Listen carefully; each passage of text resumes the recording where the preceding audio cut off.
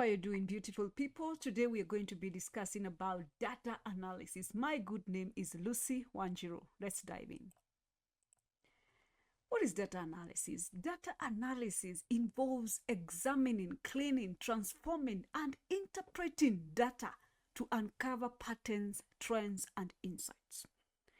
Various methods and techniques are used for data analysis depending on the nature of your data. We are looking at data analysis, and there is a concept called data preparation. You have already collected your data from the field. Now you want to analyze it. The first thing you do, you prepare your data. How do you do that? The first step is data cleaning. This one involves identifying and correcting errors, inconsistencies, or missing values in the data set. It ensures that the data is accurate and reliable for analysis. Common tasks in data cleaning include removing duplicate entries, correcting data entry errors, handling missing values by imputation or deletion, and checking the outliers and the anomalies. All right.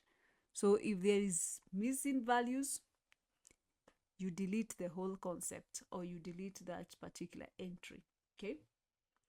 Then you go to data organization. This is where you organize the cleaned and transformed data in a format suitable for analysis. It may involve structuring the data into rows and columns. That is when you're using spreadsheets or databases. Then it also involves labeling variables and observations with clear and descriptive names. And also creating variable codes or identifiers for categorical variables. It also involves checking for the consistency in the data structure and formatting across datasets or data sources.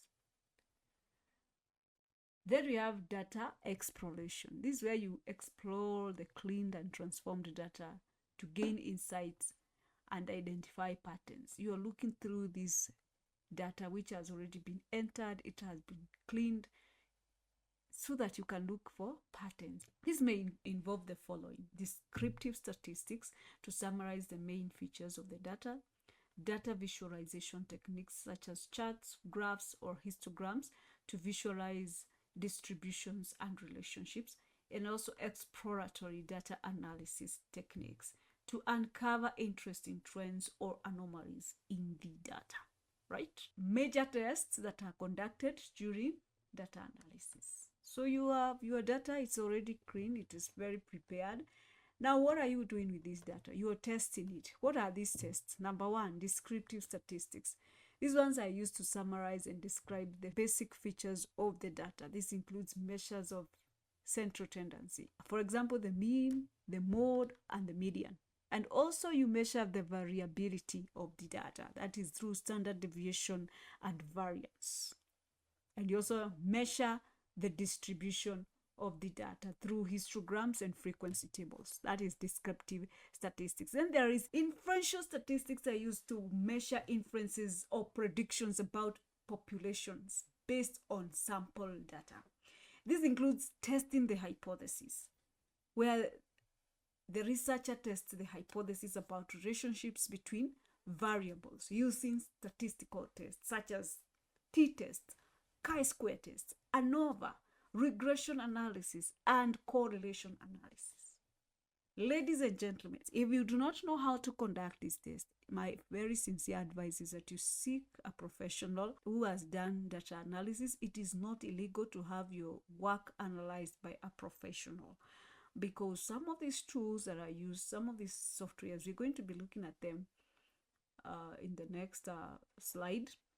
But if you are not very much aware, if you're not familiar with these things, please consult an expert. Then we have factor analysis. Factor analysis is a statistical method used to identify underlying factors or dimensions within a set of variables. It helps researchers to understand the structure of the relationship between variables and reduce the complexity of the data. Okay? Structure of relationships between variables and also to reduce the complexity of data.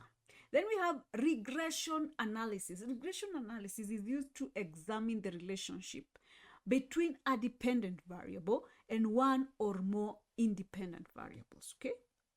It helps researchers understand how changes in one variable are associated with changes in another variable.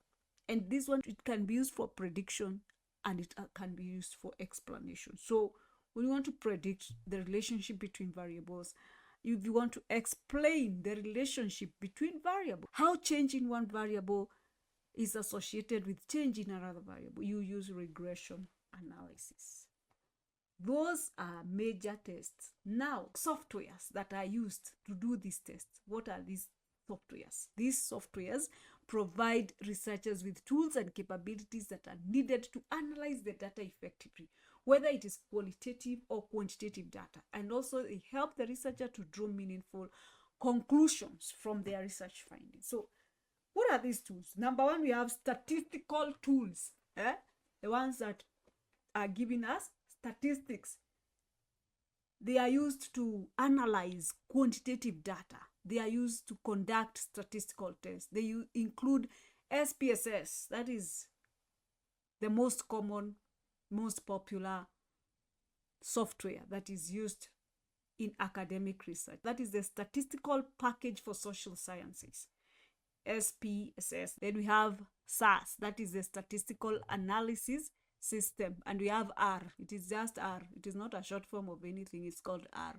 These software packages offer a wide range of statistical procedures, data manipulation tools, visualization capabilities for quantitative data analysis. Again, ladies and gentlemen, if you do not know how to use these softwares, it is not illegal to consult an expert. It is actually very much in order, because there's no need of spending and wasting time with something you don't understand. But if you have got the time, it is very important also for you to go into a class and learn about how to use these softwares. Especially SPSS is very vital for every student, especially if you are just starting your journey of research. You are at diploma and degree level. Go back to class, study about SPSS. Even in your master's or PhD, it is very important to have these skills, right? The next tool, the next software is qualitative data analysis software. These ones are used in analyzing and interpretation of qualitative data, such as interview transcripts, survey responses, and field notes. We have Vivo, we have Maxda, we have Atlas. These software tools offer features for coding, categorizing, and exploring themes and patterns within qualitative data. Ladies and gentlemen, do not be threatened by these big words. Just know that there are software tools that are used, and there are people who are professionals in doing this work. So you may not need to stress yourself over this if you don't have the time. But if you have the time, it is good to be equipped. Then we also have programming languages and environments. They are used for customized data analysis and advanced statistical modeling. For example, you have Python, MATLAB, R. These languages offer flexibility and extensibility, allowing the researcher to develop custom scripts and algorithms for data analysis, machine learning, and visualization. So again, for the third time, don't stress yourself if you have zero knowledge of this and you're already doing your data analysis. Look for an expert, right? So with those few remarks, we have come to the conclusion of today's study. Ladies and gentlemen, it is important for you to choose the appropriate method for data analysis in your academic paper.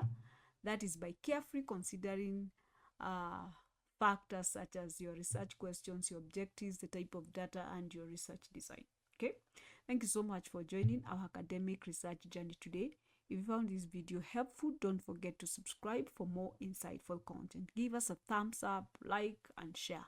Also, engage us in the comment section for any reviews, questions, and suggestions. Until next time, happy researching. I am Lucy Wanjiro, your research assistant. Adios.